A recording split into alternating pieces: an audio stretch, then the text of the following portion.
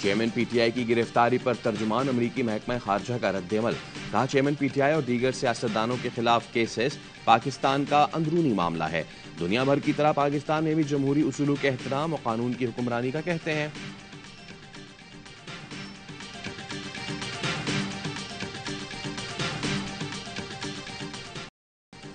توشہ خانہ کیس میں 3 سال کی سزا. چیئرمین پی ٹی آئی گرفتار, اٹک جیل منتقل. 5 رکنی میڈیکل ٹیم نے معائنہ کیا. اسلام آباد کی سیشن عدالت نے توشہ خانہ کیس کا فیصلہ سنا دیا. کرپٹ پریکٹس کے مرتکب ہونے پر سابق وزیر اعظم پر 5 سال نااہلی کی تلوار بھی چل گئی. عدالت نے چیئرمین پی ٹی آئی کے وارنٹ جاری کرتے ہوئے آئی جی اسلام آباد کو تعمیل کا حکم دیا. لاہور میں پہلے سے موجود اسلام آباد پولیس زمان پارک پہنچی. چیئرمین پی ٹی آئی کو حراست میں لیا. پہلے ایئرپورٹ لے جایا گیا. موسم کی خرابی کے باعث طیارے کے بجائے بذریعہ سڑک اسلام آباد روانہ ہوئے. قائد پی ٹی آئی کو سخت سیکورٹی حصار میں ڈسٹرکٹ جیل اٹک پہنچایا گیا. جیل کے باہر پولیس ایلیٹ فورس کے دستے تعینات.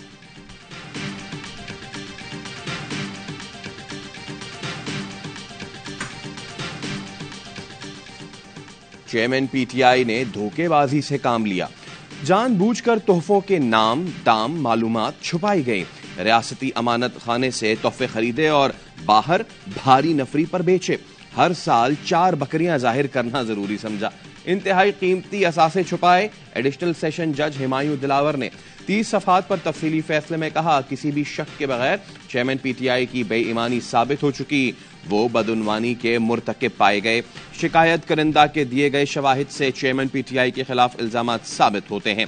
فیصلے میں کہا گیا ملزم آج پیش نہیں ہوا, ان کے وکیل بھی نہیں آئے. اس بنا پر کیس کے ناقابل سماعت ہونے سے متعلق درخواست خارج کی جاتی ہے. 12 بجے تک انتظار کے بعد عدالت نے فیصلہ محفوظ کیا اور آدھے گھنٹے بعد سنا دیا. 1 لاکھ روپے جرمانہ نہ دیا تو چیئرمین پی ٹی آئی کو مزید 6 ماہ قید کاٹنا ہوگی.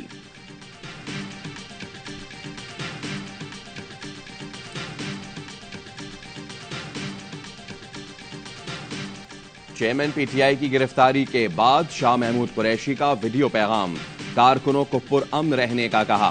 املاک کو نقصان نہ پہنچانے کی تنبیہ کی. بولے چیئرمین کی گرفتاری کے خلاف قانونی جنگ لڑیں گے, پرامن سیاسی جد و جہد کریں گے. ترجمان پی ٹی آئی کا کہنا ہے فیصلے کے ذریعہ آئین اور قانون پر شبخون مارا گیا. فیصلہ لے کر عوام میں نکلیں, حقیقت معلوم ہو جائے گی. قوم جانتی ہے آج کا فیصلہ سیاست اور ریاست کو اپاہج بنانے کی کوشش ہے. سیاسی شکست کو ریاستی جبر و فسطائیت سے بدلنے کی کوششیں ناکام ہوں گی. چیئرمین پی ٹی آئی کے وکلا نے گرفتاری کے خلاف لاہور ہائی کورٹ سے رجوع کر لیا. پنجاب پولیس کی جانب سے گرفتاری غیر قانونی قرار دینے کی استدعا.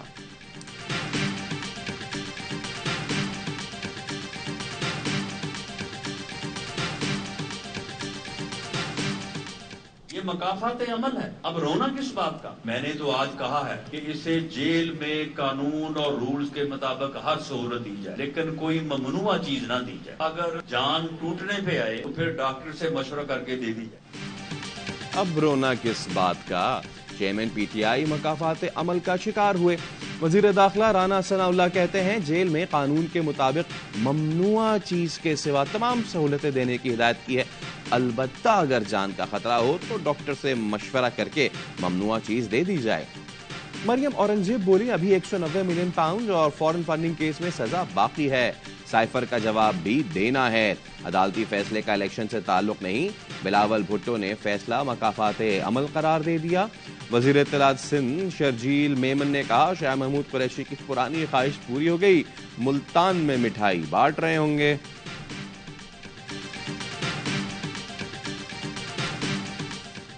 سابق وفاقی وزیر مراد سعید کے والد محمد سعید کو سوات سے گرفتار کر لیا گیا. پولیس نے گھر سے حراست میں لیا, نامعلوم مقام پر منتقل. Nawaz Zardari chairman P T I ایک جیل میں ہو تب خوشی ہوگی. پیناما کیس میں 436 چوروں کا بتایا صرف ایک کا احتساب ہوا. امیر جماعت اسلامی سراج الحق کا حافظ آباد میں تقریب سے خطاب. بولے نواز شریف اور شہباز شریف الیکشن نہیں چاہتے, یہ جانتے ہیں کہ عوام انہیں گندے انڈے ماریں گے.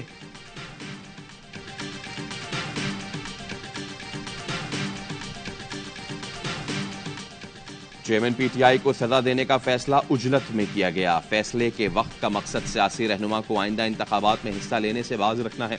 سپریم کورٹ بار کا توشہ خانہ فیصلے کی قانونی حیثیت پر تحفظات کا اظہار، چیئرمین پی ٹی آئی کے وکلا کی غیر موجودگی میں جلد بازی میں فیصلہ کیا گیا۔ ایڈیشنل سیشن جج نے ہائی کورٹ کے حکم کے خلاف ورزی کی۔ ہائی کورٹ نے ہدایت کی تھی درخواست قابل سماعت ہونے پر نئے سرے سے فیصلہ کریں۔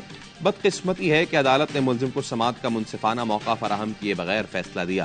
صدر اور سیکرٹری سپریم کورٹ بار کا مشترکہ اعلامیہ، کہا عجلت میں فیصلہ انصاف، فطری انصاف اور قانونی عمل کے اصولوں کے خلاف ہے۔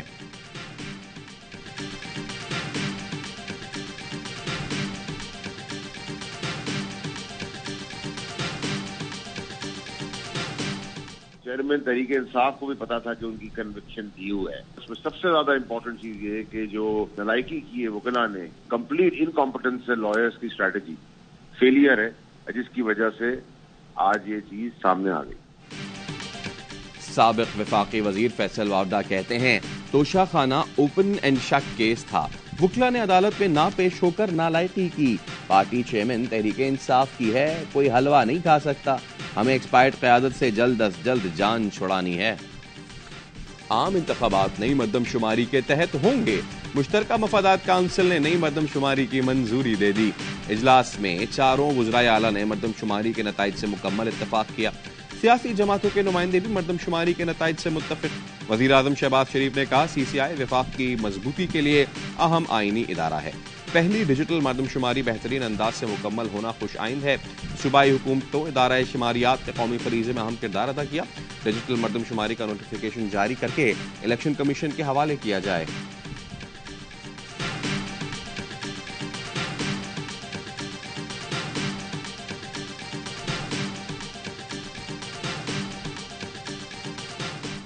نمبر ہیں وہ سارے پاکستان کے مرتب ہو چکے ہیں، 24 کروڑ 14,90,000 کے قریب۔ کراچی کا نمبر 2 کروڑ سے کچھ زیادہ ہے۔ سارے پاکستان کی نئی حلقہ بندی ہوگی، یہ پریمریلی کام کس ادارے کا ہوگا؟ یہ الیکشن کمیشن کرے گا۔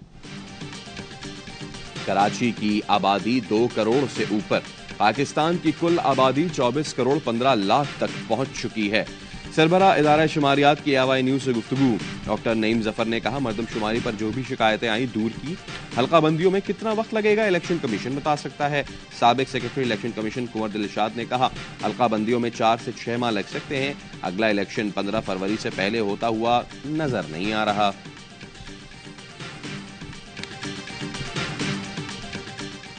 8 اپریل کو کراچی کی آبادی تقریباً 1 کروڑ 35 لاکھ دکھائی گئی تھی، اور اگر آج 2 کروڑ 5 لاکھ ہے تو 70 لاکھ افراد کا اضافہ ہماری کوششوں سے ہوا۔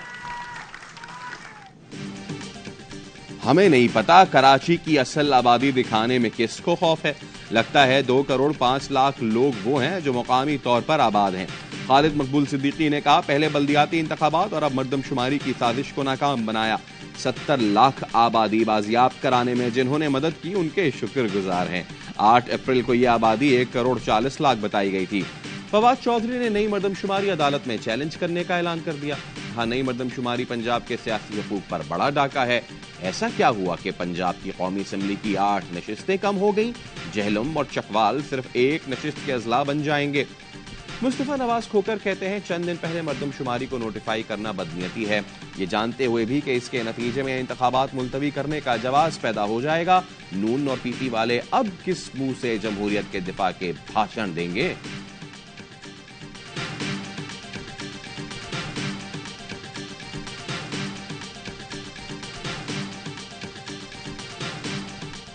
پاکستان غیر آئینی کھائی میں گر چکا ہے۔ کاؤنسل آف کامن انٹرسٹ میں تو 2 غیر منتخب وزیر اعلیٰ تھے جن کا کام صرف اور صرف الیکشن کرانا ہوتا ہے، اس نوعیت کے معاملات میں منظوری دینا ان کے فرائض میں شامل ہی نہیں ہے۔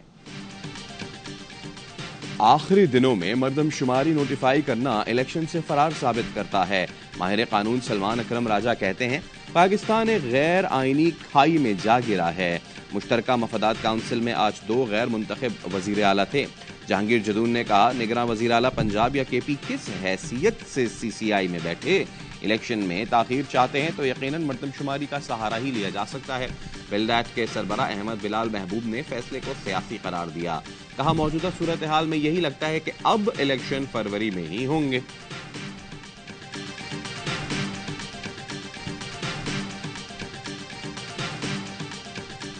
صدارتی نمائندوں کی طرف سے شدید تنقید۔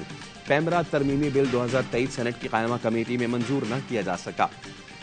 حکومت نے بل کو بہتر بنانے کے لیے تجاویز اور ترامیم لانے کی پیشکش کر دی۔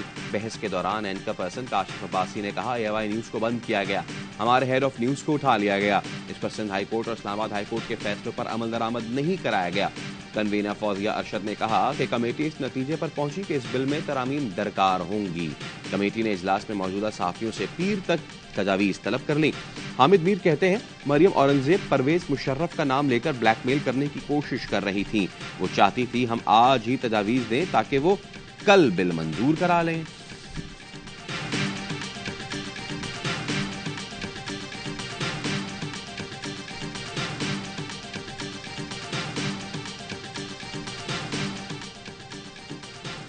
استحکام پاکستان پارٹی کی ترجمان فردوس عاشق امان کی ملازمہ سے گالم گلوچ کی مبینہ ویڈیو منظر عام پر آ گئی۔ فردوس عاشق امان موبائل فون ویڈیو میں ملازمہ پر تشدد کا اعتراف بھی کر رہی ہیں۔ فردوس عاشق امان نے ٹویٹ میں الزام کی تردید کر دی، کہا برائے کرم ایسے بے بنیاد الزامات لگانے سے گریز کریں، کسی قسم کا کوئی تشدد نہیں ہوا، یہ ایک جرائم پیشہ گروہ تھا جو 3 کے گروپ میں گھروں میں کام کرتے ہیں اور وہ چوریاں کر کے فرار ہو جاتے ہیں، ان کو ہم نے رنگے ہاتھوں پکڑا، ان کے خلاف اسلام آباد تھانے میں درخواست جمع کروا دی ہے۔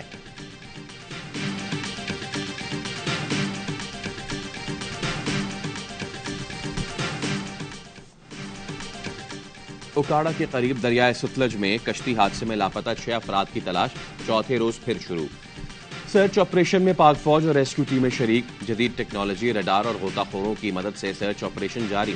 ڈپٹی کمشنر اور district emergency officer search operation کی نگرانی کر رہے ہیں۔ اب تک 8 افراد کی لاشیں نکال کر لواحقین کے حوالے کی جا چکی ہیں۔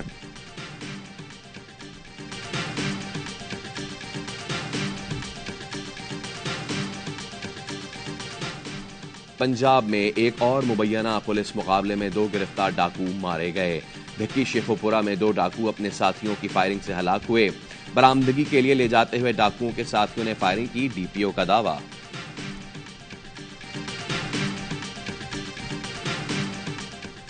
کراچی لیاری نور محمد ولیج میں بزرگ شہری کی ٹکڑوں میں لاش ملنے کا واقعہ۔ پولیس کے مطابق لاش 2 دن پرانی اور 2 درجن سے زائد ٹکڑوں میں ہے۔ اسپتال منتقل۔ مقتول کی شناخت اسلم کے نام سے کی گئی، مقتول نے 2 شادیاں کر رکھی تھی۔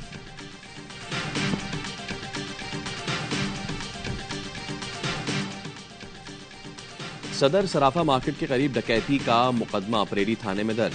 2 کروڑ 22 لاکھ روپے کی ڈکیتی کا مقدمہ گولڈ شاپ کے ملازم کی مدعیت میں درج کیا گیا۔ 5 اگست کی شام مالک کے کہنے پر سکول بیگ میں 2 کروڑ 22 لاکھ روپے نقدی لے کر آ رہا تھا۔ موٹر سائیکل سوار 2 ملزمان اسلحے کے زور پر رقم سے بھرا بیگ چھین کر فرار ہو گئے۔ واردات کی CCTV فوٹیج بھی منظر عام پر آ گئی۔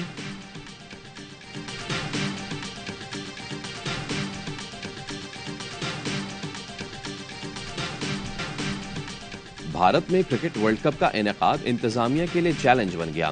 کولکاتہ میں پولیس نے 12 نومبر کو پاک انگلینڈ میچ شیڈیول کرنے کی درخواست کر دی۔ کالی پوجا کی وجہ سے پولیس کو سیکیورٹی فراہم کرنے میں مشکلات کا سامنا۔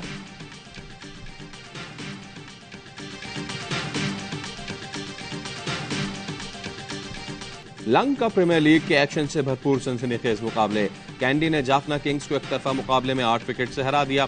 فخر زمان نے 42 رنز کی شاندار اننگز کھیلی۔ ڈامبیولا نے کولمبو کو دلچسپ مقابلے میں 10 رن سے ہرایا۔ لیگ کے تمام میچز اے اسپورٹس پر براہ راست دکھائے جا رہے ہیں۔